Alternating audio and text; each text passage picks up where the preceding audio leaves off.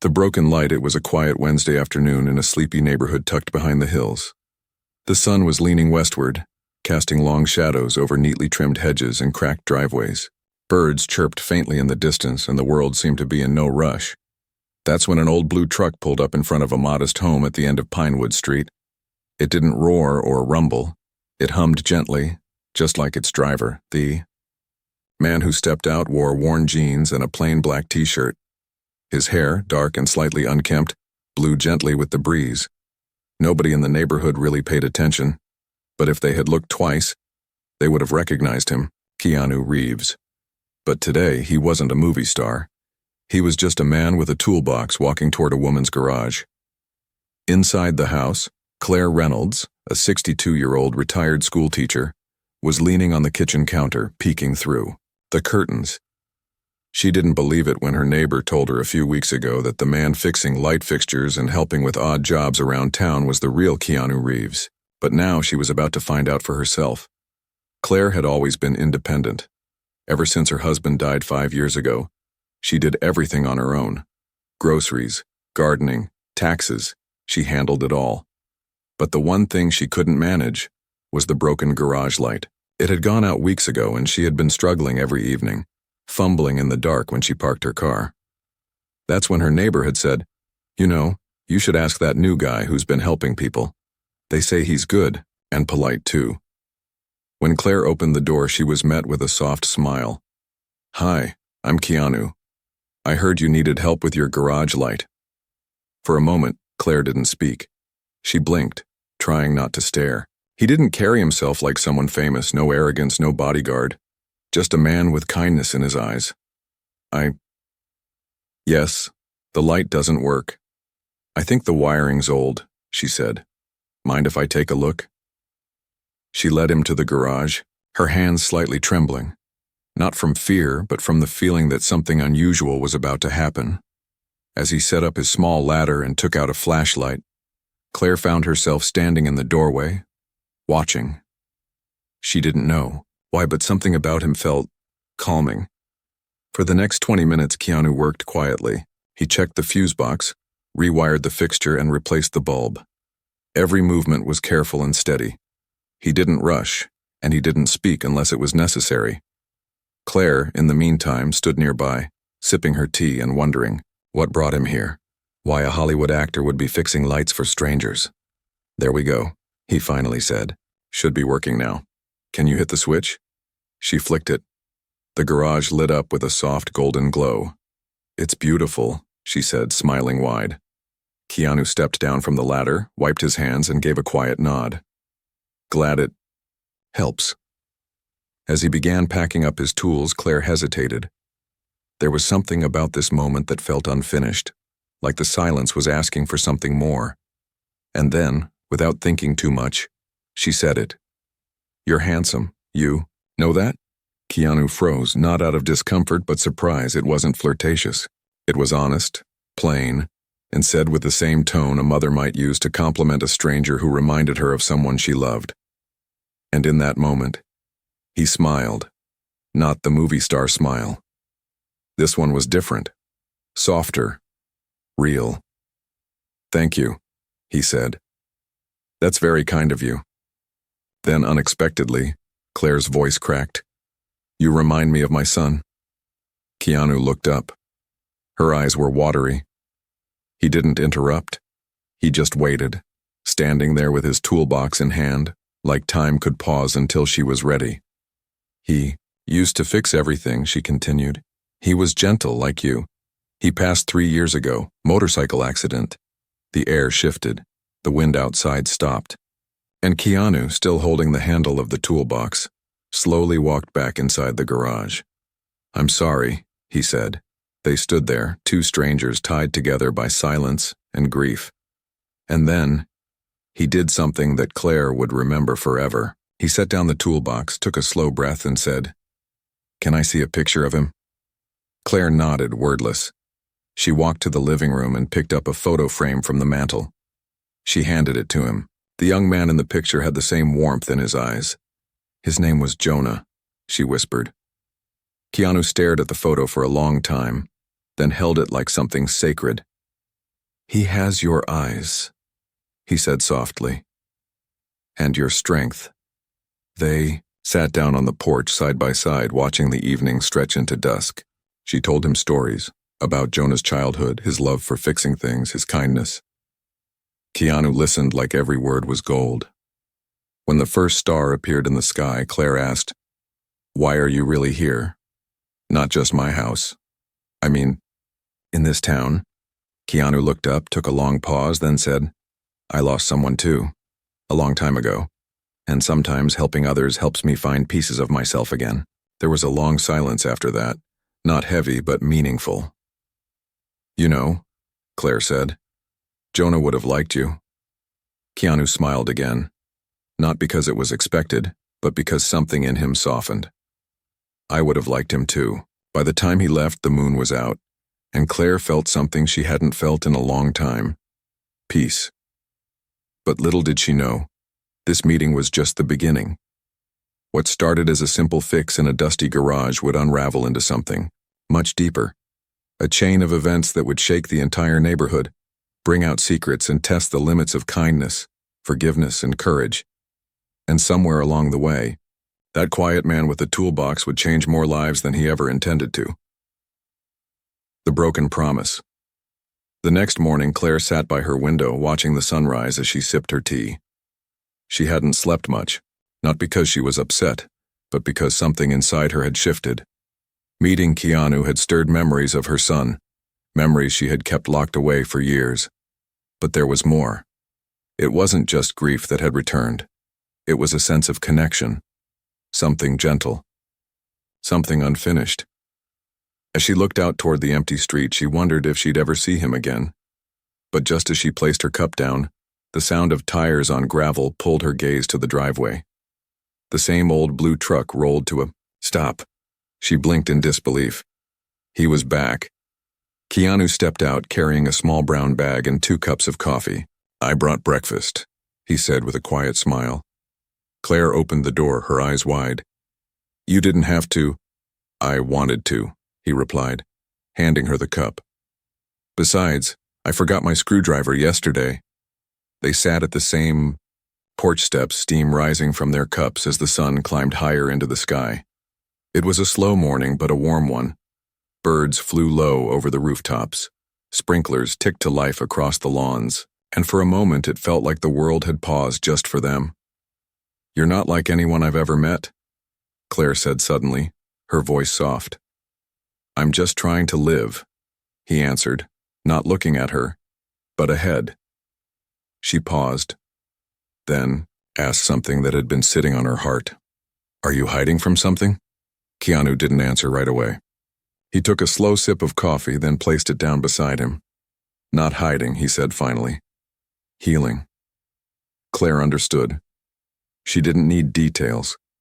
Sometimes pain doesn't need to be explained to be recognized, but the peace wouldn't last long. Later that afternoon, Claire's neighbor, Mrs. Dalton, stopped by. She was the kind of woman who always knew everything before it happened. She wore her opinions like jewelry, loud and unnecessary. "Claire," she said sharply, "you're not going to believe this. That man, Keanu, he's been working around town, pretending to be someone else." "Did you know he was famous?" Claire didn't flinch. "I know exactly who he is." "Then why is he pretending to be a handyman?" Claire's eyes narrowed just slightly. "Maybe he's not pretending. Maybe he just wants to help," Mrs. Dalton huffed. "Well, people are starting to talk and you should be careful." But Claire wasn't interested in gossip. She knew what she saw in his eyes. Truth, grief, kindness. Keanu didn't come back for a few days after that. Claire figured maybe the rumors reached him. Maybe he was giving her space. But deep down, she felt something was wrong. On the 4th evening, as the sky darkened and wind picked up, there was a knock at her door. When she opened it, she saw a teenage girl soaked from the rain, eyes wide with fear. "Are you Claire?" the girl asked breathlessly. "Yes." "Who are you?" "I'm Mia. Keanu sent me. He said you would help." Without hesitation, Claire pulled her inside and wrapped her in a towel. The girl was trembling, but not just from the cold. Something else was going on. Over hot soup and blankets, Mia began to talk. I met him 2 weeks ago, she said. I was living in my car near the gas station. He saw me crying one night and gave me food. He said if I ever needed safety, I should find you. Claire was stunned. Why didn't he bring you himself? Mia looked down. He couldn't. They took him. Claire's chest tightened. Who? Some men. I don't know who they were. He was helping someone else when they showed up. I think they were looking for him. The air grew heavy. Claire stared at the wall, her heart pounding. Keanu hadn't just been fixing garage lights. He had been helping people like Mia. People forgotten by society. People running from pain. And someone didn't like it. Claire stood up, her hands trembling. We need to find him. Mia nodded, wiping her eyes. Do you know where they took him? I think it was near the old mill road. There's a place back there. Abandoned warehouses. Claire didn't hesitate. She grabbed her keys, her raincoat, and a flashlight. You're not going alone, are you? Mia asked. You've been through enough, Claire said. Stay here, lock the doors, I'll be back. Outside, the storm had picked up. Thunder rolled across the sky and rain fell in sheets. But Claire wasn't afraid. Something inside her had ignited. Something that had been quiet for too long. A strength she hadn't used since the day she lost Jonah. As she drove down the narrow road toward the edge of town, memories swirled in her mind. Jonah's laugh, Keanu's quiet voice, Mia's broken eyes. And she realized something that made her grip the wheel tighter. This wasn't just about finding Keanu. It was about protecting what was right. She parked her car near the edge of the woods and stepped out into the storm. The trees creaked and lightning flashed, but she kept walking. Step by step, breath by breath, until she reached the abandoned warehouse. She pressed her ear to the metal wall. Inside, muffled voices. He thinks he can play hero. Someone growled. Clean up the mess we benefit from. Shut up, another voice snapped. We'll deal with him in the morning. Claire's heart pounded. She had no plan, no weapon, just a flashlight and a mother's courage. She crept around the back and found a broken window. With effort, she climbed through and dropped inside. The warehouse was dark and cold, boxes stacked everywhere, the smell of rust and old oil in the air. Then she saw him, Keanu, tied to a chair, bruised but awake. His head hung low, but his eyes flickered open when he heard her whisper. Keanu, she mouthed. He blinked, confused. I'm getting you out, she said. As she reached for the rope, a door slammed open. Heavy boots stomped toward them. Claire, ducked behind a box, heart pounding. A man walked in, holding a flashlight. Someone's here. Claire looked around frantically. Then she saw a loose wire hanging from the ceiling. Without thinking, she picked up a metal pipe, threw it toward the fuse box and prayed. The light sparked, then went out completely. In the darkness, chaos. Voices yelling, footsteps thundering. Claire rushed back to Keanu, sawed at the rope with her house key, shaking, crying, desperate. Almost there, she whispered. Finally, the rope snapped. Keanu groaned, weak but moving. They crawled toward the door, dodging, crates and whispers. When they burst outside into the rain, Claire screamed with relief, but it wasn't over. One of the men followed them out, shouting, Hey! Keanu turned, stood tall despite his pain, and stepped between Claire and the man. You want to hurt someone? He said, voice low. Hurt me, not her.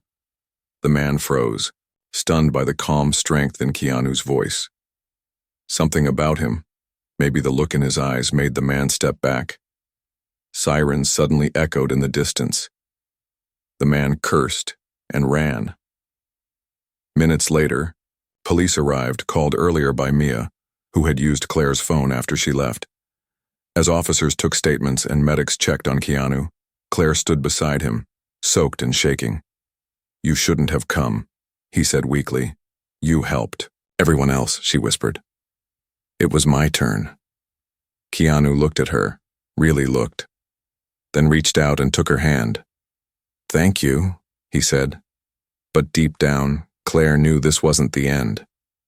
whatever he was involved in. It was bigger than one broken light, and the danger wasn't over. The girl with no voice, the rain had stopped by morning, but the air still held its chill. The neighborhood was quiet, almost too quiet, as if even the wind was holding its breath after what happened the night before. Claire sat on the edge of her couch, phone in her hand, staring at the floor. Across from her, Keanu lay resting under a warm blanket, bandages on his arms, a bruise blooming along his jaw. He hadn't said much since they returned. Neither had she. Sometimes silence is the only way the soul knows how to breathe. From the kitchen, Mia watched them both. She hadn't slept at all. Her body was safe now, but her heart was still hiding somewhere in the dark. There was more she hadn't told them, things she was afraid would break everything open. Claire finally broke the silence. "How did they find you, Keanu?" He looked up slowly. "They've been watching. Not just me. Others too." "Others?" Claire asked. He nodded. "I wasn't just fixing things for neighbors. I was helping kids, runaways, abused women, people with nowhere else to go, and someone powerful didn't like that. There's a group. They call themselves the Circle. They run shelters on paper, but behind closed doors it's different. Money, control, blackmail. When I found out, I tried to warn someone. Next thing I know, they're chasing me." Claire's breath caught. "So you've been rescuing people?" "I've been trying," he said. Then Mia spoke, her voice shaking. "I ran from them too. They took me in when I was 15, promised food and safety. Instead, they used me, like a product." Claire walked over and hugged her tightly. "You're safe now." But deep down they all knew safety wasn't permanent, not with people like the Circle involved.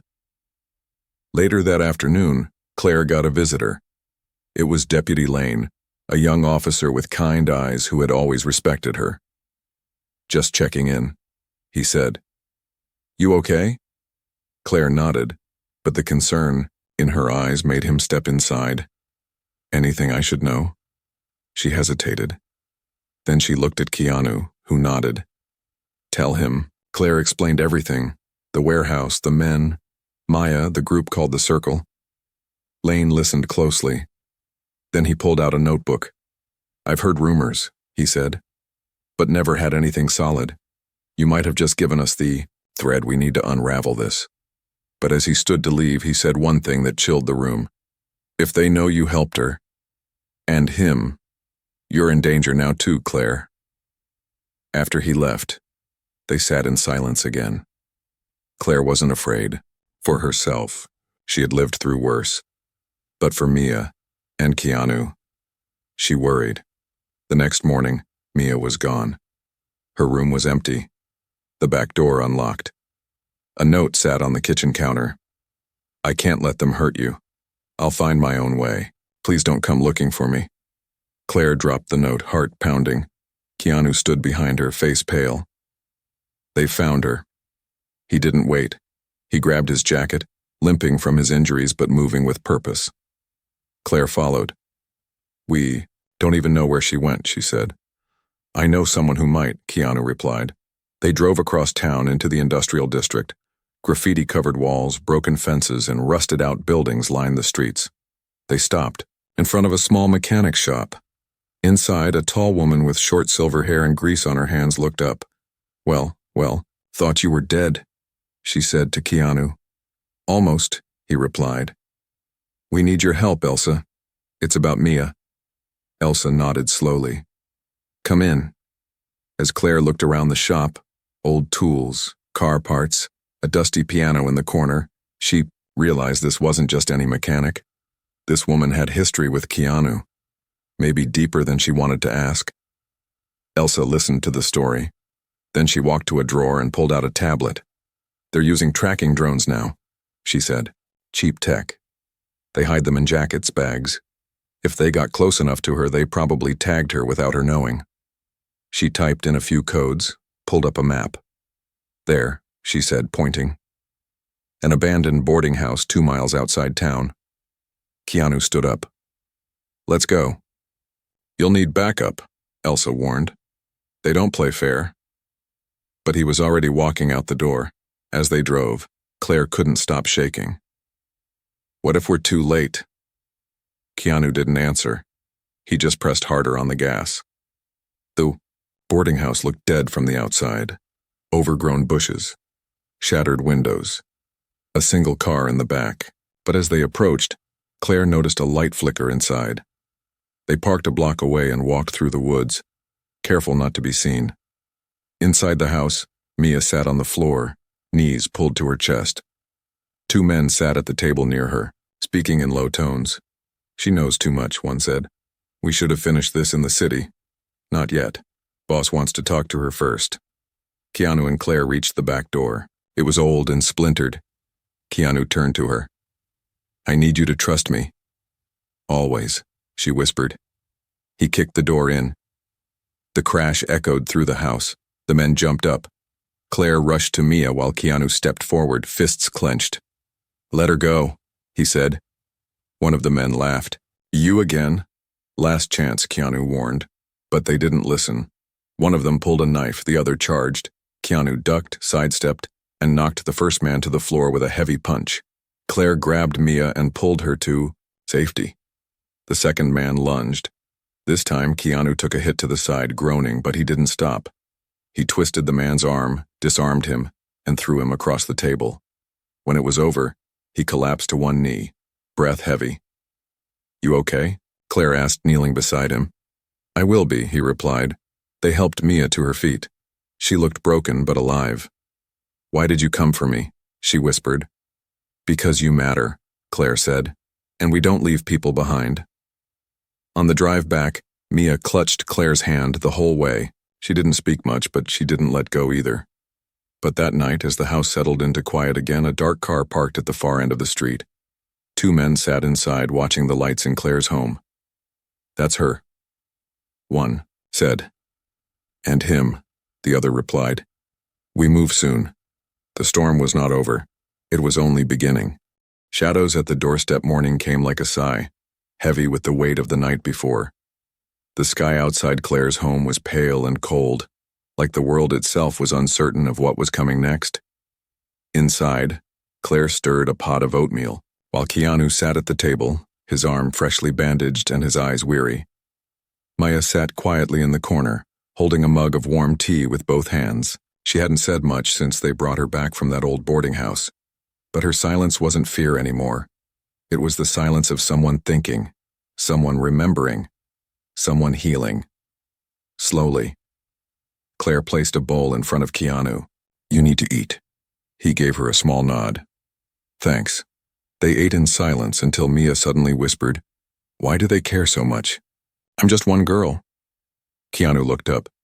Because you're a witness, and when someone like you speaks up, they start to lose control.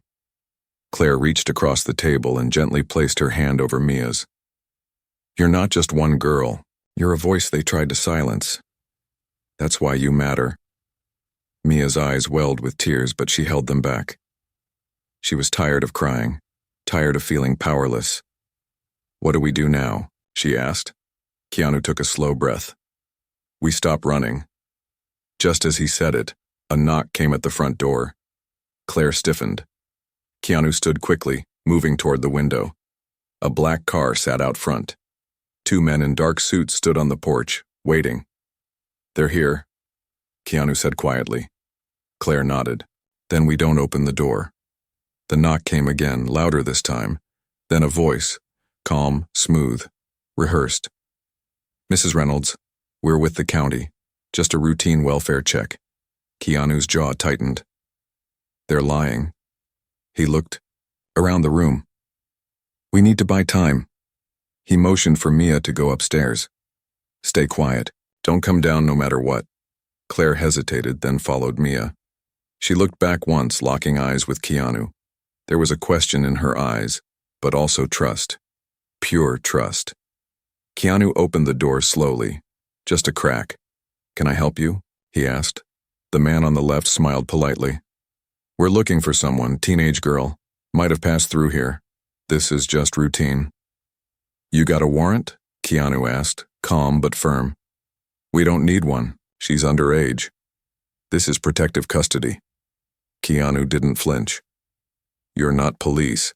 The man's smile faded. Step aside, the second one growled. Keanu shut the door. The next few seconds were slow and heavy. Then came the crash. The men kicked in the door. Keanu moved fast. He grabbed the leg of a chair, snapping it free, and swung it at the first man entering. The man stumbled back, crashing into the wall. The second man lunged forward, but Keanu ducked, landing a solid hit to his ribs. But there were more footsteps. Another man entered through the back, catching Keanu off guard and tackling him to the floor. The fight was fierce. Tables flipped, glass shattered, but Keanu didn't stop, not even when blood dripped from his brow. Upstairs, Mia clung to Claire, both of them listening to the chaos below. Claire grabbed the old baseball bat Jonah used to keep under the bed. Her hands were shaking, but her grip was firm. Stay here, she told Mia. Then she went down. The sight in the living room was like something from a war zone. Keanu was struggling to stand as one man pinned him down. Without hesitation, Claire swung the bat. The crack echoed as it connected with the attacker's back. He collapsed with a shout. Keanu looked up, stunned.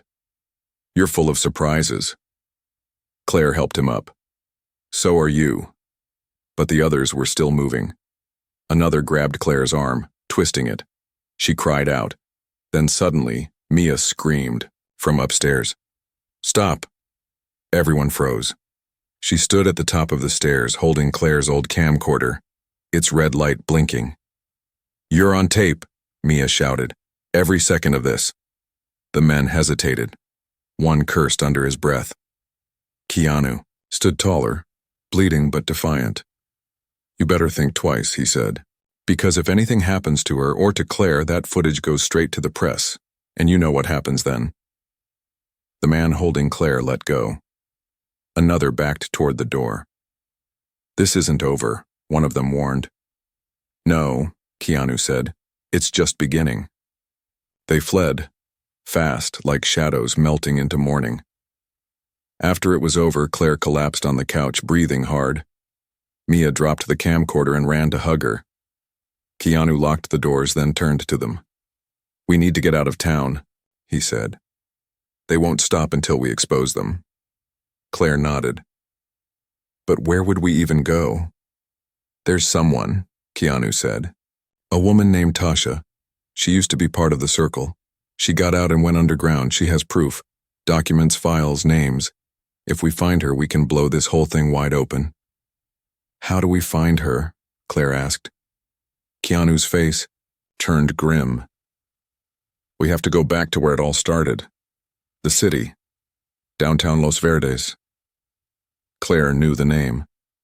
It was where Jonah went to college. Where he died. A lump formed in her throat. Then we go. That night they packed. Claire grabbed old photos and cash. Keanu loaded supplies into his truck. Mia brought only one thing, her journal. The one she had been writing in since she was 13. The one with everything. As they pulled out of the driveway, the street behind them was silent. Not even the wind moved, but Keanu checked the rearview mirror again and again. He knew they were being followed. Somewhere in the city, behind tinted glass and locked doors, a man in a sharp gray suit watched a blinking dot on a digital map. They're heading to Los Verdes, his assistant said. The man smiled coldly. Good, let them. Because what they didn't know, what Keanu didn't know, was that Tasha had already been found, and she wasn't alone. The city of secrets, the city of Los Verdes, was nothing like Claire remembered. The building stood taller, the shadows stretched longer, and the people moved faster, as if they were running from something invisible. She looked out the truck window as they crossed the bridge into downtown. Memories flickered in her mind. Jonah's graduation, his last text, the call that changed everything. The city had taken her son, and now she was returning not with anger, but with purpose. Keanu drove in silence.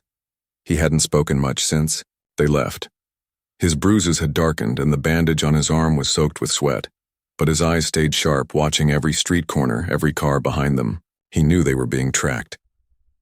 Mia sat between them in the front seat, clutching her journal like it was a lifeline. She had started writing again. Small things, memories, names, conversations, things the world had tried to erase. But she was done hiding. Her voice had found its edge. "Where are we going first?" Claire asked softly. Keanu pointed toward an old district on the east side. She used to work out of an old art studio near Blake Street. Underground resistance met there. Sometimes. If Tasha's still alive, that's where we'll find a lead. The streets narrowed as they reached the district. Graffiti covered most walls, messages of pain, hope, and rebellion. Claire noticed a mural painted across a crumbling brick building.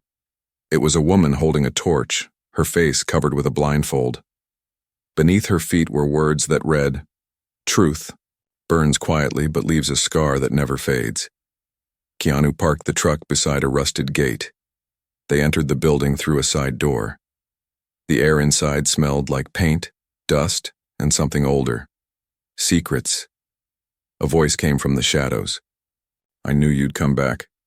A woman stepped forward, tall, graceful, with dreadlocks pulled into a loose bun. Her eyes were sharp and tired at the same time. This was Tasha. Keanu nodded. "They tried to silence you." "They failed," she replied, her voice steady. "But they're getting smarter. They're watching everything now. Your faces are flagged. Your names, your history, they're preparing for a public shift. Media, law enforcement, bought and paid for." "Do you still have the files?" Keanu asked. Tasha looked at Claire and Mia, studying them for a moment. Then she nodded. "Follow me." She led them to a back room filled with boxes, folders, old computers, and hard drives. "This is everything," she said.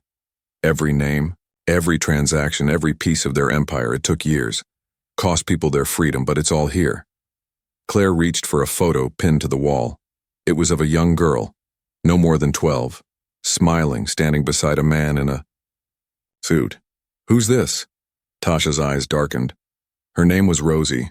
She disappeared 2 years ago after trying to leave their program. We found her body last summer. Mia turned away, her hands trembling. "We can't let them keep doing this," Claire whispered. Tasha nodded. "Then we released the truth." They spent the next few hours copying data, encrypting files, and uploading documents to secure networks. Tasha had contacts, journalists, former agents, people who had tried to speak but were buried under threats. Now, with the files in hand, they had proof. But something didn't feel right. Keanu kept glancing out the windows. He felt it in his chest, a pressure building. Then, just as he reached for the door to double-check the lock, a sound cut through the air, tires screeching. Engines rumbling. "They found us," Tasha said, her voice cold. Keanu grabbed Claire and Mia. "Downstairs. Now." They rushed into the basement, a narrow staircase leading them into the foundation of the building. Above them, boots hit the ground, the creak of doors, muffled voices. Tasha worked quickly, sealing the files into a steel box and sliding it into a floor vent. "Even if they destroy everything, this survives," she whispered. A sudden explosion upstairs shook the walls. Dust rained from the ceiling. Keanu turned to Claire. "Take Mia and go through the tunnel. Now." "What about you?" she asked. "I'll hold them off. Go." Claire didn't argue. She grabbed Mia's hand and they slipped through a hidden passage behind the storage shelves. The tunnel was damp and narrow, leading toward a back alley. As they crawled through the darkness, Mia asked, "Will he make it?" Claire squeezed her hand. "He's made it this far, but we're not leaving him behind." Back in the studio, Keanu and Tasha stood their ground.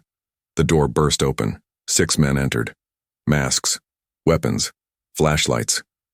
"You've caused enough problems," one of them snarled. Keanu raised his hands. "Let the women go. I'm the one you want." But Tasha stepped forward. "You don't get to write this ending."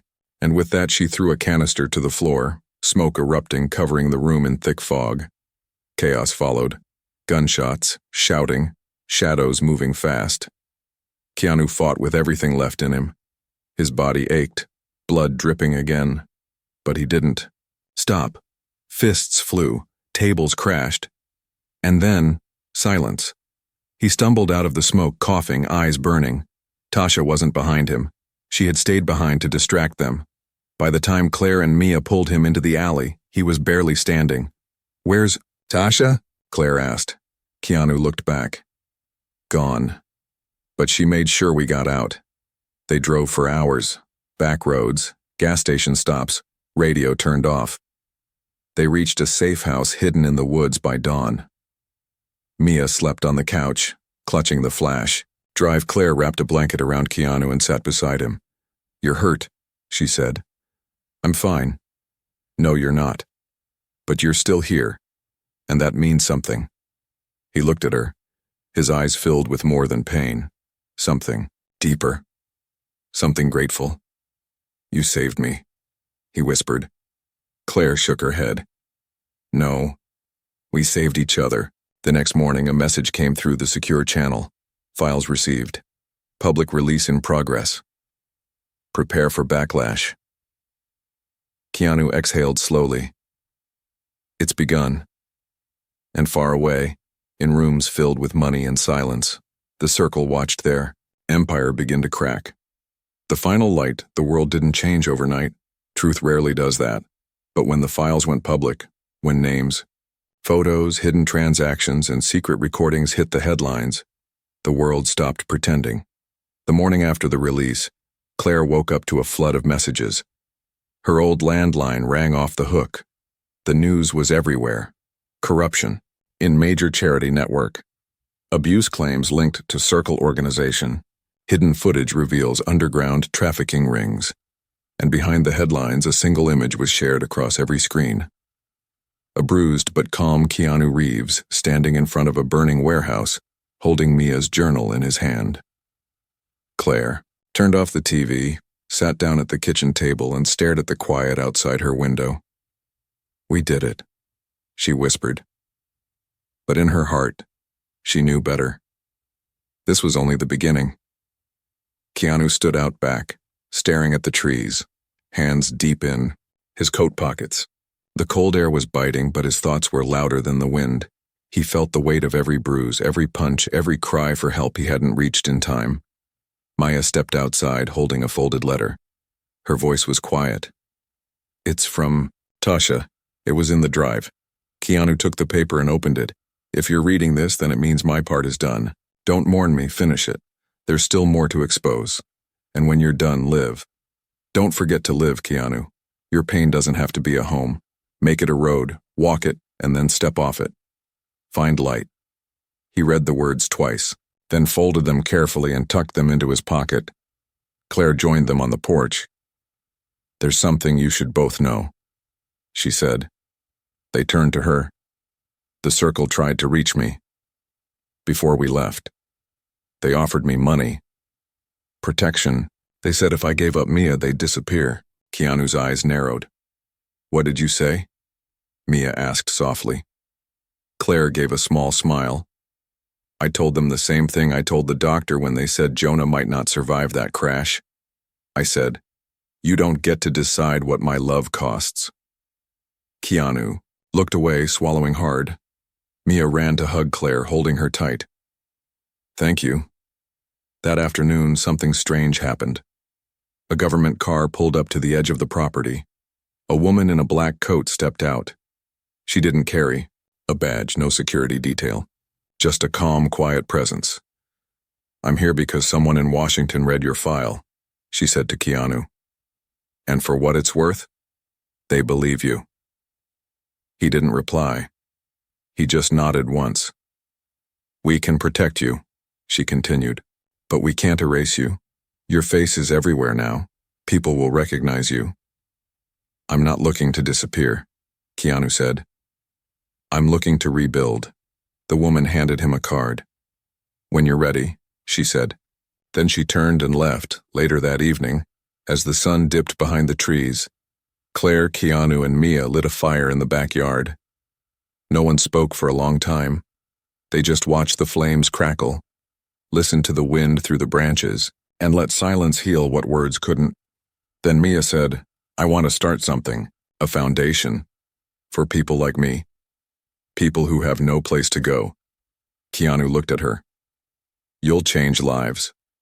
"So will you," she replied. "Not alone." Claire smiled. "Then we do it together."